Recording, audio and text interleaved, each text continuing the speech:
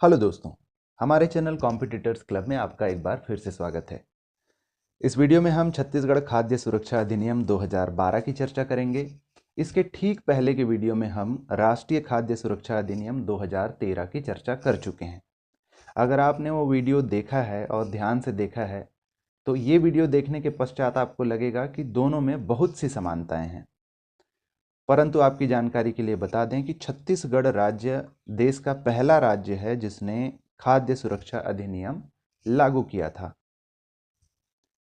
हर अधिनियम की भांति इस अधिनियम में भी जो पहली धारा है वो इसके संक्षिप्त नाम एवं इसके विस्तार और इसके प्रवृत्त होने के दिनांक से संबंधित है, और दूसरी धारा जो है वो परिभाषाओं से संबंधित है। तो इस अधिनियम का संक्षिप्त नाम होगा छत्तीसगढ़ खाद्य सुरक्षा अधिनियम 2012। इसका विस्तार संपूर्ण छत्तीसगढ़ में होगा। राजपत्र में इसका प्रकाशन 18 जनवरी 2013 को हुआ था, और इस अधिनियम में जो परिभाषाएं दी गई हैं वो कमोबेश जो परिभाषाएं राष्ट्रीय खाद्य सुरक्षा अधिनियम में दी गई हैं वैसी ही हैं। जैसे केंद्रीय पुल या सेंट्रल पुल, जिसकी चर्चा हम राष्ट्रीय खाद्य सुरक्षा अधिनियम में भी देख चुके हैं, वो समान ही है।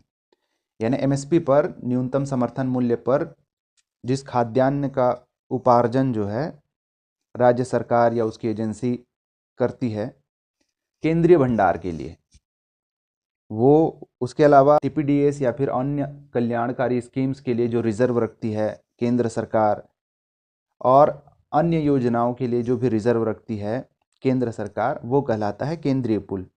जिलाधीश, तो जिलाधीश से वही अर्थ अभिप्रेत है जो आवश्यक वस्तु अधिनियम 1955 में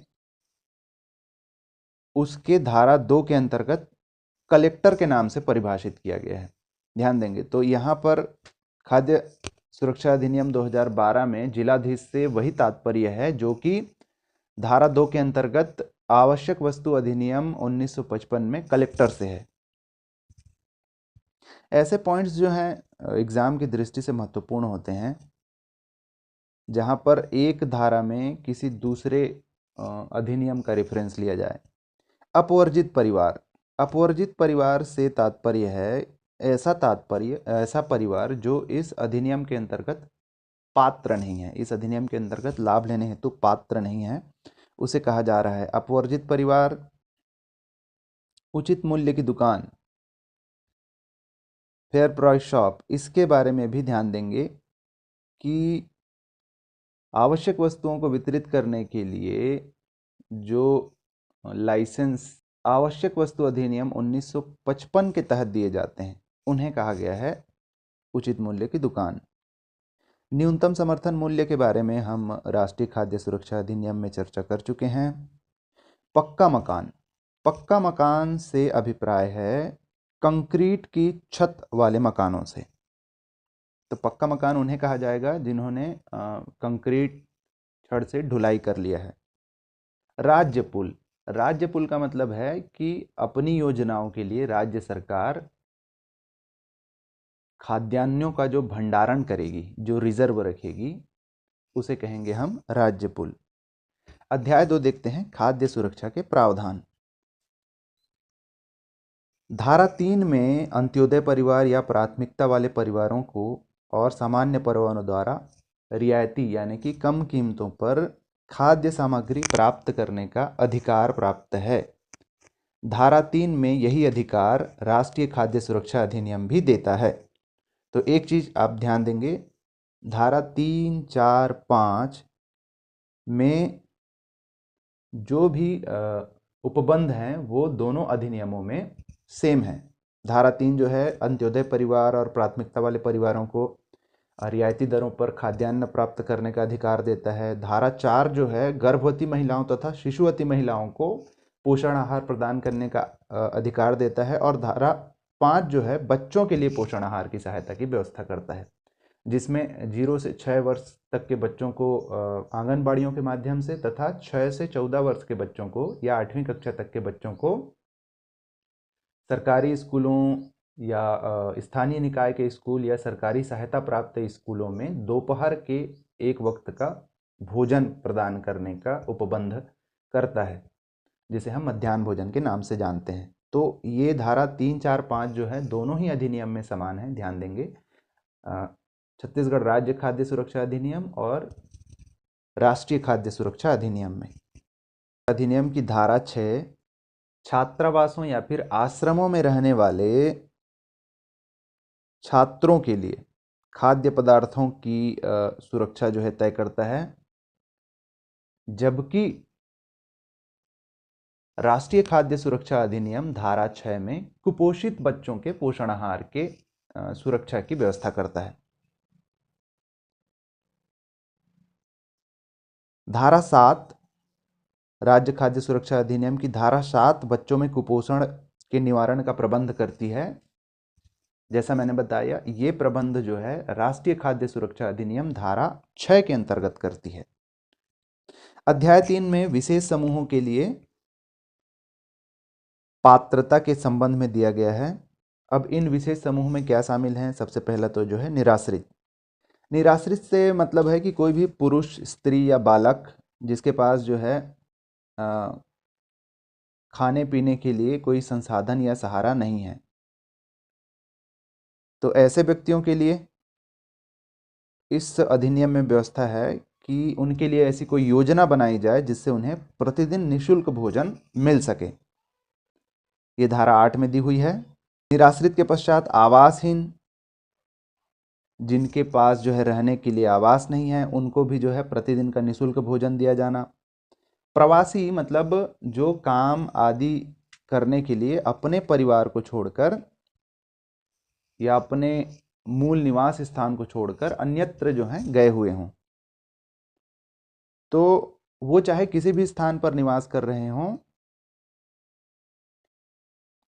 उनको जो है इस अधिनियम के तहत खाद्य सुरक्षा दिए जाने का प्रयास किया जाएगा। निराश्रित, आवासहीन या प्रवासी, इन तीनों कैटेगरीज के लिए पात्रता के नियम जो है वो राज्य सरकार बनाएगी। धारा 9 व्यवस्था करती है कि आपात की स्थिति में या आपदा की स्थिति में जो प्रभावित लोग होंगे, उनके लिए ऐसी योजना बनाई जा सके कम से कम 3 माह के लिए कि उन्हें प्रतिदिन 2 समय का भोजन निःशुल्क दिया जा सके। तो आपदा आदि के समय पर ऐसी योजना सरकार बनाएगी इस अधिनियम के तहत कि उन्हें 3 महीने तक प्रतिदिन 2 समय का भोजन जो है निःशुल्क उपलब्ध कराया जा सके। अध्याय 4 में है भूख की दशा में तत्काल राहत के संबंध में।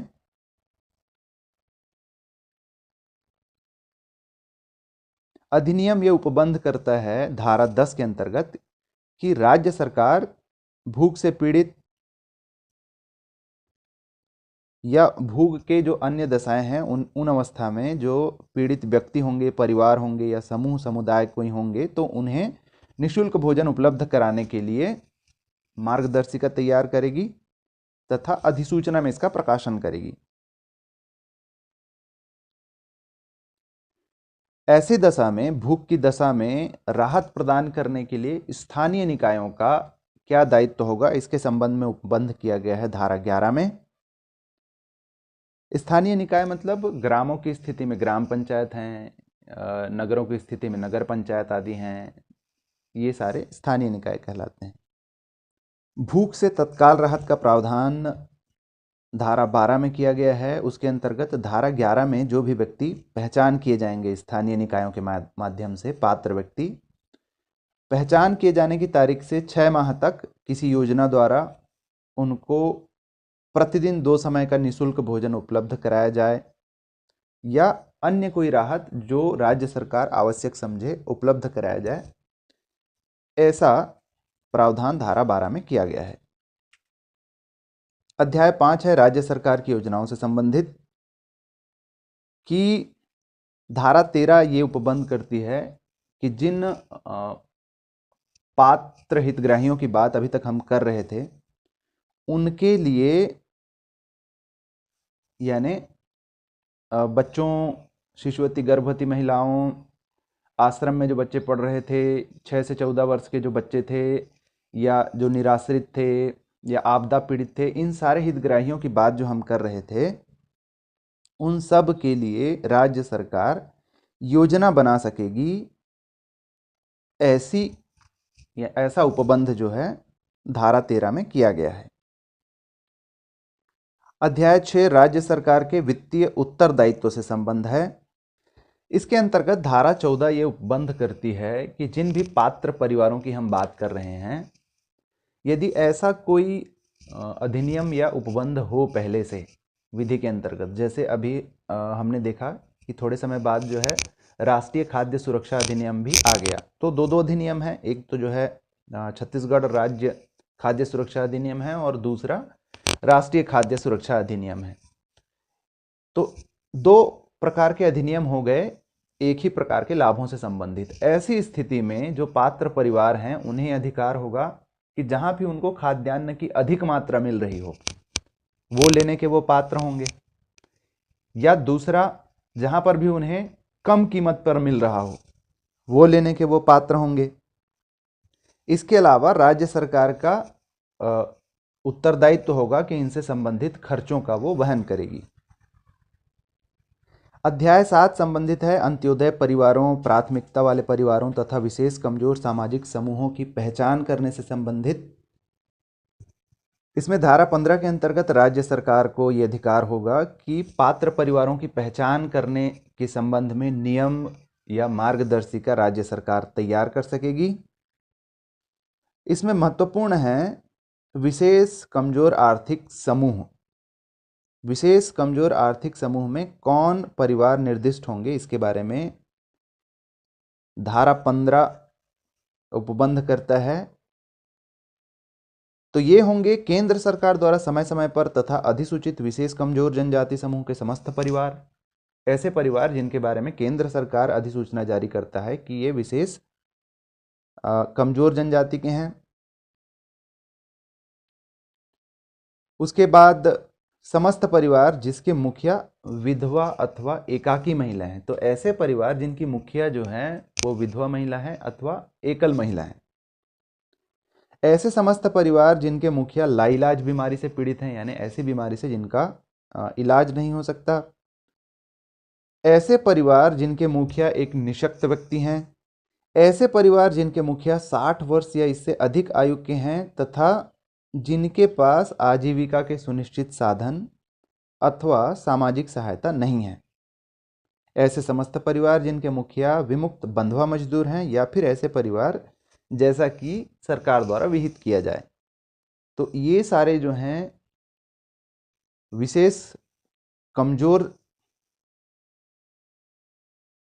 सामाजिक समूहों के अंतर्गत आएंगे। इनके लिए इनकी पहचान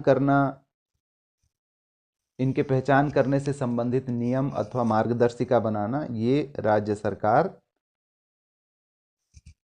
का अधिकार है और ऐसा वह शासकीय राजपत्र में अधिसूचना जारी कर सकती है। धारा 15 की उपधारा 3 में प्राथमिकता वाले परिवारों के संबंध में उपबंध है। तो प्राथमिकता वाले परिवार कौन होंगे?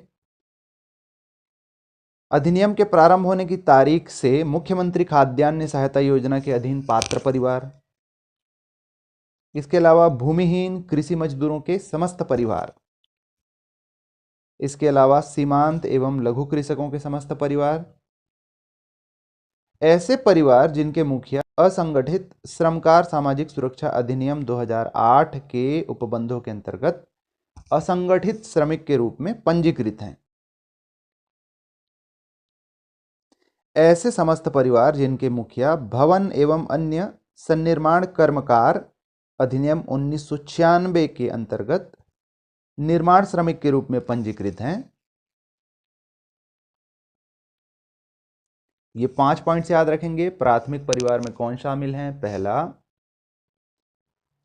मुख्यमंत्री खाद्यान्न सहायता योजना के अंतर्गत पात्र परिवार, भूमिहीन कृषि मजदूरों के समस्त परिवार, सीमांत एवं लघु कृषकों के समस्त परिवार, ऐसे परिवार जिनके मुखिया असंगठित श्रमकार सामाजिक सुरक्षा अधिनियम 2008 के अंतर्गत पंजीकृत, या ऐसे समस्त परिवार जिनके मुखिया भवन एवं अन्य सन्निर्माण कर्मकार अधिनियम 1996 के अंतर्गत पंजीकृत। धारा 15 की धारा 4 पात्रताओं के अपवर्जन के संबंध में है। यानी ऐसे परिवार जो हितग्राही या जो पात्र नहीं हो सकते। ऐसे क्या स्थितियां हैं जिन स्थितियों में पात्रता परिवारों को नहीं होगी? तो ऐसे समस्त परिवार जिनके मुखिया या परिवार का कोई अन्य सदस्य आयकरदाता हो, वो पात्र नहीं होगा।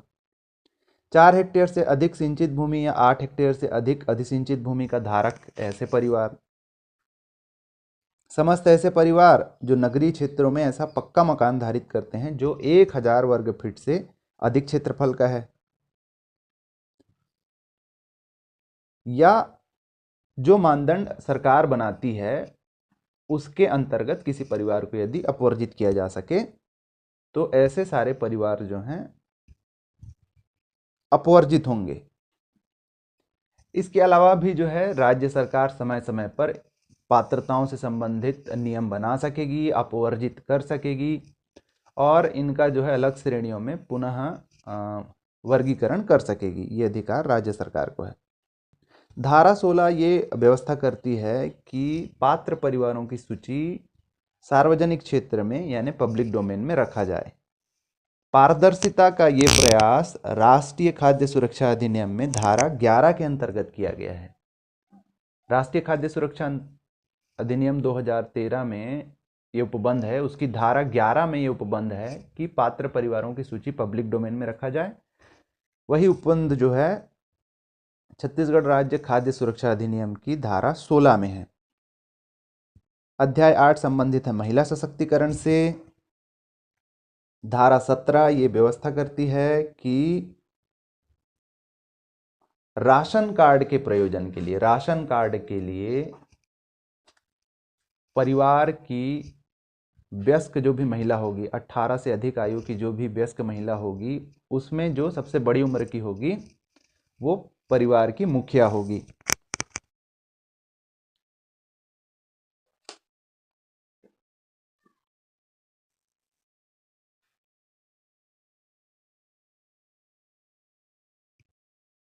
ऐसा ही उपबंध राष्ट्रीय खाद्य सुरक्षा अधिनियम के धारा 13 में किया गया है।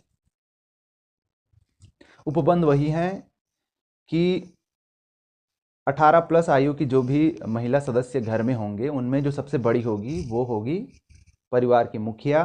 यदि घर में कोई भी 18 प्लस आयु की महिला नहीं है, तब घर का जो भी पुरुष होगा अधिक उम्र का, वो घर का मुखिया होगा तब तक जब तक कि नाबालिग कन्या जो घर की है वो 18 प्लस की नहीं हो जाती। तो इस प्रकार महिला सशक्तिकरण का ये प्रयास है। अध्याय 9 है स्थानीय निकायों की भूमिका से संबंधित।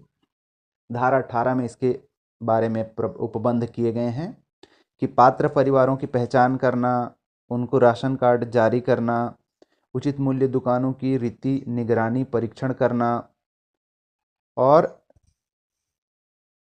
उचित मूल्य की दुकानों का सामाजिक अंकेक्षण करना। इसके अलावा निराश्रित आवासहीन व्यक्तियों का चिन्हांकन करना, उसकी सहायता उपलब्ध कराया जाना, ये सारे जो उत्तरदायित्व होंगे वो स्थानीय निकायों के होंगे। ऐसा उपबंध है धारा 18 में। अध्याय 10 है शिकायत निवारण प्रणाली से संबंधित। धारा 19 उपबंध करती है आंतरिक शिकायत निवारण प्रणाली के संबंध में। आंतरिक शिकायत निवारण प्रणाली यानी कि इस अधिनियम के अंतर्गत कोई योजना यदि चल रही है तो उस योजना से संबंधित कॉल सेंटर, हेल्पलाइन या नोडल अधिकारियों की पदस्थापना, जैसा भी सरकार द्वारा विहित किया जाए, ये होंगे आंतरिक शिकायत निवारण प्रणाली। धारा 20 ये उपबंध करता है कि इस अधिनियम के अंतर्गत जो पात्र परिवार होंगे या पात्र व्यक्ति होंगे उनको पात्रताएं उपलब्ध कराने की अवधि जो होगी वो छत्तीसगढ़ लोक सेवा गारंटी अधिनियम 2011 के अंतर्गत होगी। यानी इससे संबंधित जो भी सेवाएं हैं, जो भी पात्रताएं आदि जो दी जानी है व्यक्तियों परिवारों को, उनको एक निश्चित अवधि के समय उपलब्ध कराई जा सके, ऐसा प्रावधान जो है किया जाता है धारा 20 के अंतर्गत। अध्याय 11 संबंधित है लक्षित सार्वजनिक वितरण प्रणाली यानी कि टीपीडीएस में सुधार। राष्ट्रीय खाद्य सुरक्षा अधिनियम के धारा 12 में इससे संबंधित उपबंध हैं। तो राज्य सरकार को ये शक्ति है कि टीपीडीएस में आवश्यक सुधार वो कर सकती है धारा 21 के अधीन। सुधारों में वही सब चीज़ें शामिल होंगी जो हमने राष्ट्रीय खाद्य सुरक्षा अधिनियम में देखा, यानी उचित मूल्य की दुकानों तक के द्वार तक, डोर स्टेप तक खाद्यान्नों की, आवश्यक वस्तुओं की पहुंच, जो उचित मूल्य की दुकान है या इससे संबंधित जो प्रक्रियाएं हैं उनको आधुनिकीकृत किया जाना, उनका कंप्यूटरीकृत किया जाना ताकि पारदर्शिता बनी रहे, आधार एवं बायोमेट्रिक का उपयोग किया जाना, और जो भी अभिलेख होंगे उनको पब्लिक डोमेन में रखा जाना, ये सभी जो हैं सुधारों से संबंधित है। अध्याय 12 संबंधित है पारदर्शिता एवं जवाबदेही से। धारा 22 से उत्पन्न करती है कि सार्वजनिक वितरण प्रणाली एवं योजनाओं से संबंधित सभी अभिलेख जो हैं वो पब्लिक डोमेन में रखे जाएं ताकि लोग चाहें तो इनका निरीक्षण कर सकें, इनका अवलोकन कर सकें।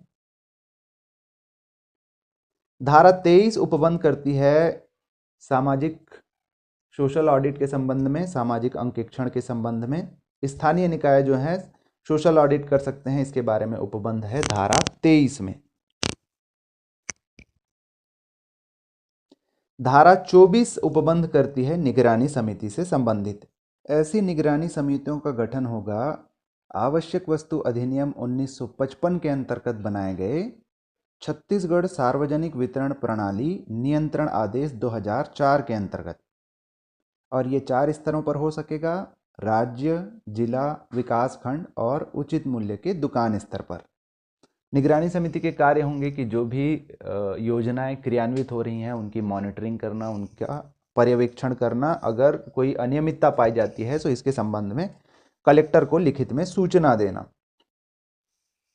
अगर किसी निधि के दुरुपयोग की सूचना मिलती है तो उसके बाद राष्ट्रीय खाद्य सुरक्षा अधिनियम में ये प्रावधान था कि निगरानी समिति ऐसे किसी कमी अथवा शिकायतों को जो है डीजीआरओ को प्रेषित करता था, यानी डिस्ट्रिक्ट ग्रीवेंसेस रिड्रेसल ऑफिसर, जिसके बारे में प्रावधान है राष्ट्रीय खाद्य सुरक्षा अधिनियम में। छत्तीसगढ़ खाद्य सुरक्षा अधिनियम में ऐसी कोई सूचना जो है कलेक्टर को दी जाएगी, ऐसा प्रावधान है। अध्याय 13 अपराध एवं शास्ति से संबंधित है।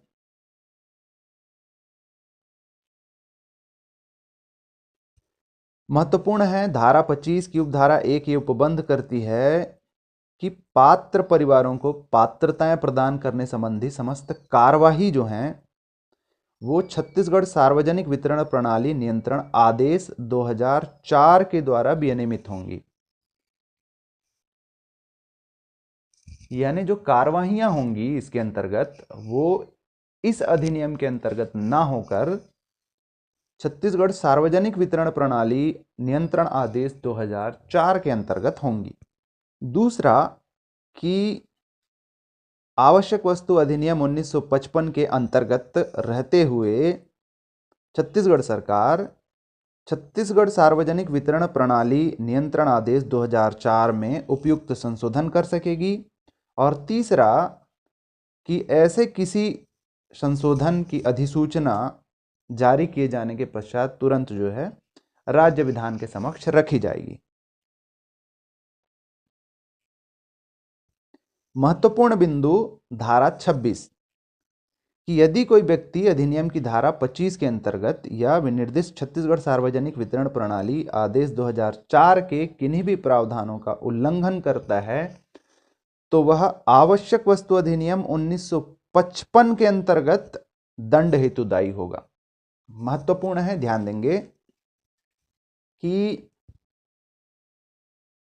छत्तीसगढ़ खाद्य सुरक्षा अधिनियम के पात्र परिवारों को पात्रताएं प्रदान करने संबंधी यदि कोई कार्यवाही होती है तो वो कार्यवाही होगी छत्तीसगढ़ सार्वजनिक वितरण प्रणाली आदेश 2004 के अंतर्गत, और यदि दंड दिया जाता है तो दंड दिया जाएगा आवश्यक वस्तु अधिनियम 1955 के अंतर्गत। अध्याय 14 विविध से संबंधित है, प्रकीर्ण जिसे हम कहते हैं। तो इस अधिनियम के जो भी प्रावधान हैं वो अन्य जो भी योजनाएं राज्य सरकार की चल रही हैं उन्हें जारी रखने के लिए उन्हें जारी रखने से नहीं रोकेगा। राज्य सरकार अधिसूचना के द्वारा अपनी शक्तियों का प्रत्यायोजन अपने किसी अधिकारी को कर सकती है, जिसमें विधि बनाने का अधिकार छोड़कर। और जो भी अनुसूची इस अधिनियम के अंतर्गत बनाते हैं, जिसमें हम देखेंगे कि सार्वजनिक वितरण प्रणाली के अंतर्गत खाद्य पदार्थों की पात्रता से संबंधित अनुसूची है, या फिर पोषाहार मानक से संबंधित जो अनुसूची है, इन अनुसूचियों में राज्य सरकार जो है अधिसूचना के द्वारा संशोधन कर सकती है, ऐसा अधिकार उसे है। धारा 30 के अंतर्गत राज्य सरकार इस अधिनियम को क्रियान्वित करने से संबंधित नियम बना सकेगी। सार्वजनिक वितरण प्रणाली के अंतर्गत खाद्य पदार्थों की पात्रता की अनुसूची जो है अनुसूची 1 में दी हुई है। उसके अलावा पोषाहार मानक के संबंधित जो तथ्य हैं वो अनुसूची 2 में दिए गए हैं। ये जो पोषाहार मानक है, इसके संबंध में अनुसूची 2 में ही राष्ट्रीय खाद्य सुरक्षा अधिनियम में भी दिया गया है। इन दोनों अनुसूची का आप अध्ययन कर लेंगे। इस अधिनियम का PDF जो है आपको हमारे टेलीग्राम चैनल पर मिल जाएगा। जैसा मैंने पहले ही कहा कि बहुत सारे जो रीतियां हैं, बहुत सारे जो उपबंध हैं, वो राष्ट्रीय खाद्य सुरक्षा अधिनियम और छत्तीसगढ़ खाद्य सुरक्षा अधिनियम में समान हैं। तो आवश्यक है कि आप दोनों अधिनियम को पढ़ें, किसी एक को ना छोड़ें, क्योंकि एक को पढ़कर आप दूसरे को अच्छे से समझ सकते हैं। और इस वीडियो में फ़िलहाल इतना ही। आशा करते हैं ये आपकी तैयारियों में मदद करे। शुभ दिवस।